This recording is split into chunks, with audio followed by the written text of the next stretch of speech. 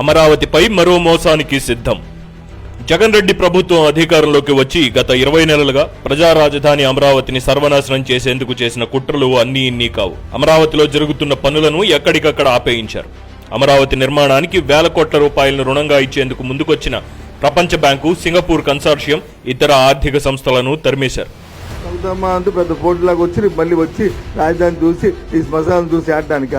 ఒక మంత్రి అమరావతిని శ్మశానం అన్నారు. స్పీకర్ స్వయంగా ఎడారి అన్నారు. నేను మొత్తం ఆ కట్టమే వెళ్తూనే ఉన్నాను. ఎక్కడయ్యా ఈ క్యాపిటల్ అని అడిగాను నాతో వచ్చినటువంటి నేను రాజస్థాన్ ఎడారిలో బయలుదేరినట్టు ఉంది. అది మునిగిపోతుంది అన్నారు. ముంచడానికి విశ్వ ప్రయత్నం కూడా చేశారు. 3 రాజధానుల మాటతో రాష్ట్ర భవిష్యత్తును కూలదోశారు. 434 రోజులుగా రైతులు, మహిళలు ఆంధ్రప్రదేశ్కు ఏకైక రాజధానిగా అమరావతినే కొనసాగించాలి అని ఆందోళన చేస్తుంటే ఒక్కరోజు కూడా వారి మొహం చూడలేదు జగన్ రెడ్డి.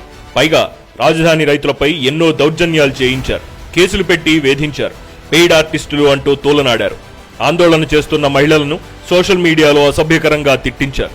సిఆర్డీఏ రద్దు, వికేంద్రీకరణ బిల్లులను అసెంబ్లీలో ఆమోదించుకున్నారు. పరిపాలనా రాజధానిని విశాఖపట్నానికి తరలించేందుకు పెద్ద ఎత్తున ప్రయత్నాలు ప్రారంభించారు. అలాంటిది ఉన్నట్టుండి ఫిబ్రవరి 8వ తారీఖు నుండి అమరావతి అభివృద్ధి గురించి మాట్లాడడం మొదలుపెట్టారు. తాజాగా అమరావతిలో రాజధానికి భూములిచ్చిన రైతులకు సమీకరణ పథకం కింద అందజేసిన రిటర్నబుల్ ప్లాట్లతో కూడిన ఎల్పీఎస్ జోన్ల అభివృద్ధితో పాటు మౌలిక వసతుల కల్పన కోసం 3,000 కోట్ల రుణాలకు ప్రభుత్వ గ్యారంటీ ఇచ్చేందుకు అంగీకరిస్తూ మంత్రివర్గ సమావేశంలో తీర్మానించారు.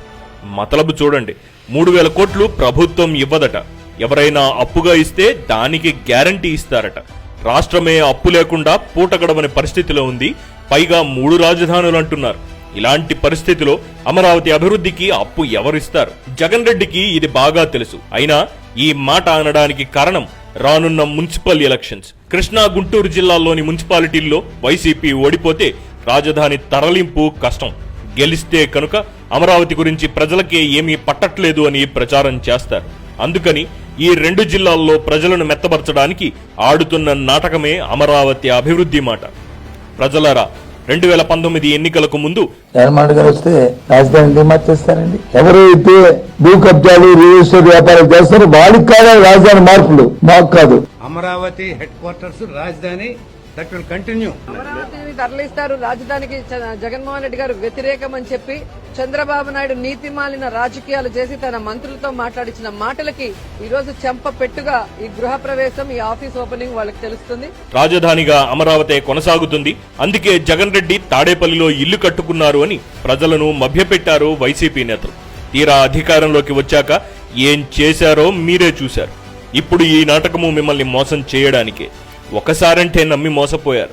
మళ్లీ మోసపోవడానికి మీరు సిద్ధమా? ఆలోచించండి. మున్సిపల్ ఎన్నికల్లో వైసీపీని ఓడించి రాజధాని అమరావతిని కాపాడుకోండి.